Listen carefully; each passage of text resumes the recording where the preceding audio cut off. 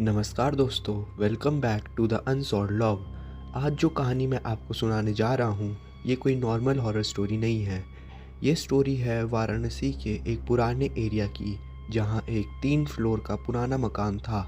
लोग उसे काली हवेली भी कहते थे। कहते हैं कि 1998 में वहाँ एक फैमिली शिफ्ट हुई थी, हस्बैंड, वाइफ और उनकी 8 साल की बेटी रिया।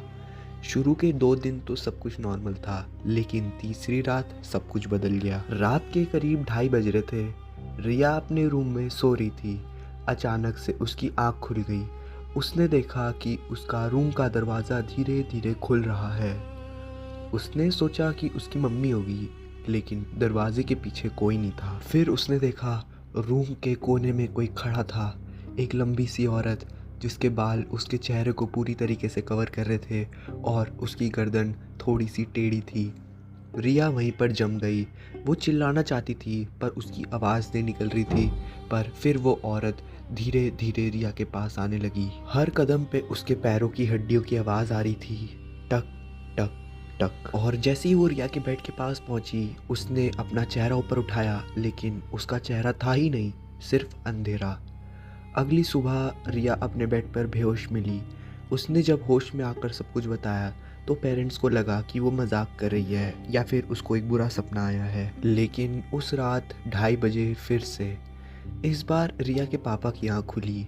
उन्होंने देखा कि उनकी वाइफ बेड पर नहीं थी। वो हॉल में गए और जो उन्होंने देखा उसको वो ज़िंदगी भर नहीं भूल पाएंगे। उनकी वाइफ सीलिंग पर चिपकी हुई थी, बिल्कुल छिपकली की तरह, और उसकी गर्दन 180 डिग्री पे घूमी हुई थी। उसकी आंखें सीधा ऊपर टिकी हुई थी और वो धीरे से बोली, तुमने उसे देख लिया है, अब तुम भी नहीं बचोगे। अगली सुबह पूरी फैमिली डेड मिली। पुलिस ने इस केस को मिस्टीरियस डेथ बताकर बंद कर दिया, लेकिन असली ट्विस्ट तो अब शुरू होता है। जो भी फैमिली उस घर में शिफ्ट होती है, हर बार डेथ का टाइम 2:30 AM ही होता है। आज वो हवेली बंद है, लेकिन आसपास के लोग कहते हैं रात के 2:30 बजे आज भी उस घर के 3rd फ्लोर की लाइट जल जाती है और विंडो के पीछे एक लंबी सी परछाई खड़ी होती है। अगर आप कभी वाराणसी के उस एरिया से गुजरो और 2:30 बजे किसी पुराने घर की लाइट जलती देखो, तो प्लीज़ वहाँ मत रुकना, क्योंकि हो सकता है वो कोने में आपका इंतज़ार कर रही हो।